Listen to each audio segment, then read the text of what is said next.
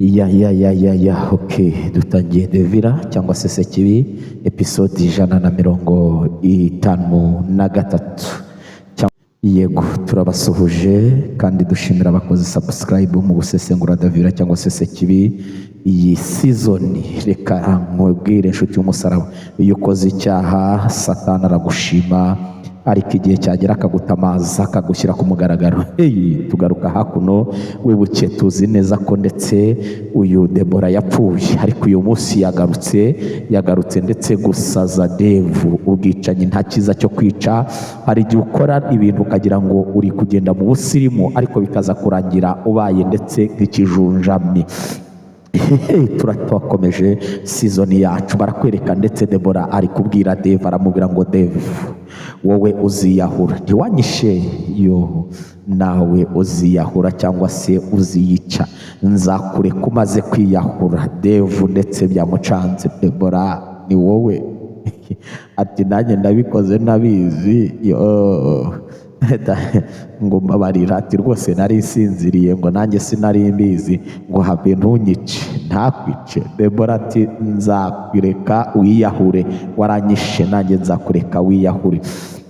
Buriya ingaruka z'icyaha ni urupfu, ingaruka z'icyaha, kandi iyo ukoze ibyaha ndetse ugomba kubihanirwa. Uyu munsi wa none niba harabuze abacamanza, Yesu Kristo ni umucamanza w'ukuri, kandi agomba ndetse gukora ibyo ndetse agambirira ndetse by'umumaro. Barakwereka Debora ako kanya yavuye ndetse kuri ya ntebe. Deva areba nk'igisambo, aribaza ati karabaye, dore ukareba Debora uciye he Debora? Umutwe se mbwira ko ntari kurota. Devu urasaze, wakoze icyaha wica Debora ugira ngo ntawe ukubona. Ariko uyu munsi Debora yaje kukwihanira muri Devira cyangwa se Devira Sekibi. Barakwereka iyi season, ndagira ngo ukomeze urebe. Iyi season yigisha byinshi bigiye bitandukanye. Ako kanya nibwo ndetse nyina wa Debora yazaga, amaze kuza abaza Devu ati ariko kuki mubura gukinga umuryango, ubundi babimeze gute? Devu ati wikicara ku iyo ntebe. Ati wikicara ku iyo ntebe? Ati ngwino wicara ahangaha. Ati kubera iki nicara ku intebe Devu? Ati ni ya papa. None se si byo byiza kwicara mu ntebe ya papa? Ati byo bari byiza cyane. Ariko se Devu, ko ndi kukureba nkabona umeze nk'ufite ikibazo, wongeye kurwara? Ati hoya. Ati ngewe icyo nkubwira cyo ni icyo. Turagaruka kuri Aisha n'abavandimwe, umuryango wishimye, umuryango unezerewe, umuryango w'abana b'abakobwa ndetse bishimye. Bamwe bishimira muri Kristo, abandi ndetse bishimira ndetse ubuzima babayemo, na stress cyangwa se no stress. Ndetse urabona barimo baraganira, ababwira ngo abashu, ati ndashaka kubatuma hariya hirya ku muhanda. Abandi ati reka turabanza uduhembe, hanyuma niho twa Claude yawe akunda ifaranga kubi. Ati ni hehe ushaka kudutuma? Aisha we. Ati rero ati ndashaka kubatuma kureba Devu. Claude yarikaga ati reka. Ati ngewe ati ntaho najya, ati nubwo amaza miliyoni ntaho njya. Ati mugomba kujya kumureba mukamubwira ko ndwaye, hanyuma mwamara kumubwira ko ndwaye, ati ndetse bikaza kugira gute, akaza kuza kundeba. Claude ati ati umugenzi wanjye agiye wenyine, umuvandimwe agiye wenyine. Ati reka ntabwo najyayo. Ati ngewe ati ibintu Devu yankoreye. Ariko se kuki ubundi ukomeza gukundana ndetse n'umugabo ufite abadayimoni cyangwa se ni dayimoni? Sasa bidatinze kurikira filime yacu. Ako kanya Aisha aravuze ati rwose ndamukunda kandi agomba kuza, ndetse muramushushanya mumubwire ko ndwaye, ati meze nabi ngiye gupfa. Ati hanyuma naza, ati tuzamukingirana mu nzu ahangaha. Ati hanyuma na pasiteri ndetse na tante bamusengere, nibamara kumusengera ndetse abadayimoni bavemo, hanyuma tubane. Undi ati Claude ati reka njye ntabwo bishoboka. Hanyuma ndetse mugenzi ati uramba 15, ariko njyeyo ndajyayo. Ati nijye uvuga gahunda zose. Yego. Aisha ati ndayaguha. Claude ati reka ati njye ntabwo najya. Ati ahubwo ati mumureke, ati reka ntuza bari bujyayo. Ati njye ntabwo nshaka gusubira kuri ya dayimoni cyangwa se kuri ya shitani. Ndetse Claude atangira kuvuga ati kwa byo bijya urabihazi? Undi ati ntabwo mpazi. ati ni ruguru iyi, ati ugomba kujyaho rero, ati njye sinjyayo, ati none se Claude, Aisha nikamubwira ati kubera iki, ni iyihe mpamvu ituma utajyayo? Ati ujya kundebera ndetse umugabo wanjye cyangwa se rigabo yanjye ndetse witwa Dave. Undi ati impamvu najyaho ni nyinshi urazizi, ati kubera ko yigeze andoga, ati rero ati niyo mpamvu ndashaka kujyayo, ati amafaranga yawe uzayigumanire. Hanyuma uko bari kuganira nuko ari kumubwira ako kanya, ndetse Aisha akomeza gufata, ariko mugomba kugenda mukajya kumunzanira kubwo kugira ngo ndetse aza ahangaha mumubwire ko ndwaye meze nabi ngiye gupfa, hanyuma naza turamukingirana, nitumara kumukingirana pasiteri araza kumusengera ndetse na tante bamukuremo imyuka mibi cyangwa se bamukuremo iriya myuka mibi ndetse muri we. Ese biraza gukunda? Biraherera hehe? Katurore yakomeje kubaganiriza ababwira ati mugomba kujya kumunzanira ako kanya, ndetse bakomeje kuganira. Ese ibyabo biraza kurangira gute? Biraza kugenda gute? Claudia ndetse ati reka ati njyewe rwose ati ntabwo njyayo, ati ibyo birakureba. Ati se ubundi ayi, ati karame, ati wagumye hamwe uko uzabona umugabo mwiza, ati ndetse utari Dave. Undi ati ariko nakunze ngiye Dave, naho kumbwira iby'undi mugabo ati ntabwo mbyumva. Aisha ndetse ari kubabwira ati nyamara nzabagurira, ati ntimuzi ko nahembwe mbagurira se? Ati kandi mujye munyubaha nka mukuru wanyu. Ati abandi ati turakubaha, ariko noneho ati ntibishoboka. Hanyuma mugenzi we murumuna wundi aramuga ati tugomba kujyayo, ati njye nawe ati ngomba guhaguruka nkajyayo. Ese birahirira he? Katu Devira cyangwa se Sekibi niyo dukomeje. Bantu b'Imana, mukunde Imana, mukunde Kristo kuko niwo mumaro, Kristo niwe ufite agaciro. Hanyuma ndetse uwitwa ndetse mama ndetse wa Debora ari kubaza ndetse Dave aramubaza ati Dave wabaye iki koko ko mbona wahindaguritse, ubwoba bwakwishe? Wibuke uwo yishe yamugarukiye uwo yahitanye, none amumereye nabi. Hanyuma ndetse atangiye arimo aribaza ibyamugarukiye byamucanze, ari kureba nk'igisambo, ari kureba nk'umugabo areba ibyo by'umwana, cyangwa se ari kureba nk'umuntu wagira ngo yabuze aho ajya kwituma muri toilette. Ndagira ngo kuri kino narebe sasa ibyacu ntibitinda. Bakomeje kuganira bavuga ati ariko wambwiye wabaye iki ubundi se, kuki uza kuryama sinakubujije? Ati yo, ati noneho mbonye isomo rwose, ati sinzongera. Ati ariko se, ati ubundi ati ibyo mwebwe mujya mubibona ibiki se? Ibyo mbona mwe mujya mubibona?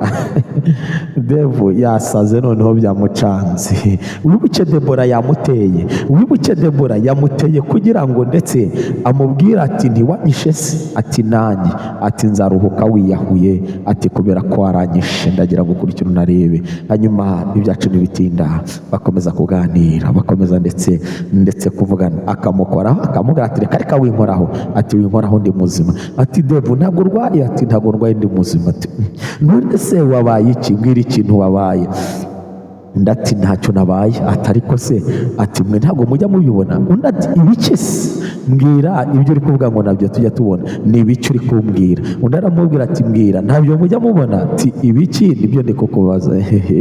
Ndagira ngo ukomeze ukurikire season yacu cyangwa se Devira cyangwa se Devirari episode 150 ndetse n'umunani na 78. Aya basi kadukomeze season yacu ndetse season ya 50 ndetse na 3 niyo tugezeho. Barakwereka ibyacu bitinda, ndetse Devu yakomeje kwitekerezaho biramucanga, biramushobera, ndetse mama we akomeza kumukoraho biramucanga. Aravuga ati reka mpamagare so rero aza kujyana kwa muganga kuko ndabona wongeye gusara. No gusara se Devu ndetse ari kugarukaho n'ingaruka z'ibyo yakoze. Wibuke ibyo yakoze ni ibi, ibyo yakoze ndetse yishe Debora kandi amwica muziza ubusa, aramufata aramuniga ndetse amukura mu buzima, none arimo aramugarukira ndetse amugarukira ari umuzimu. Ese biraza guherera he? Biraza kurangira gute? Devirari aya basi katurore. Korera Imana nshuti y'umusaraba, gendera mu nzira z'Imana kandi ukora ibyo Imana ishaka, ubeho ko Imana ishaka, wibaho uko ubishaka wowe, ahubwo baho ko Imana ibishaka. Deva arimo arareba nk'igisambo, Deva arimo arakeya, Deva arimo aribaza ari ibiki biramuyobera. Wibuke Aisha ndetse yatumye intumwa kuza kumurebera Devu, ndetse bagiye kuza kumureba. Ese Devu baramusanga? Ese birarangira agiyeyo? Ese biraza kugenda gute? Katurore, katukurikirane filime yacu.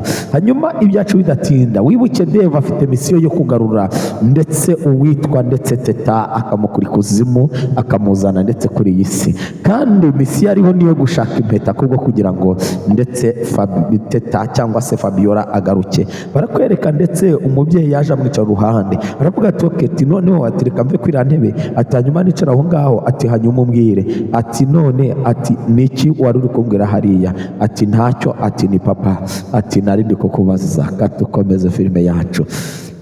Nta cyiza cya dayimoni inshuti z'umusaraba, nta cyiza cya Satani. Ako kanya nibwo iyamubwiye ngo okay, ati nubwo nimbanze kubibwira ngiye mu kasiko, ako kantu ni kabi, ati uze kubibwira iso nyine, kuko ako kantu ni kabi ngo mu kasiko yumvira nawe. Barakwereka ndetse bakomeje kuganira ndetse agera aho amubwira atuva mubwire, ati wowe n'umukobwa we ati we n'umukobwa wawe muri kumurandiranja mushaka hiki. Undi ati none se, ati bishatse kuvuga ngo uyu mwana uri mu nese wabwiye n'iki kari umukobwa? Ati humura rega nta minani ndetse azabaka, ati humura. Nyamara icyo ashatse kuvuga, ashatse kuvuga ati we n'umuntu wawe nishe cyangwa se n'umukobwa wawe nishe, ati mumve imbere mundeke, ati ntago mbakeneye. Turakomeje sizoni yacu.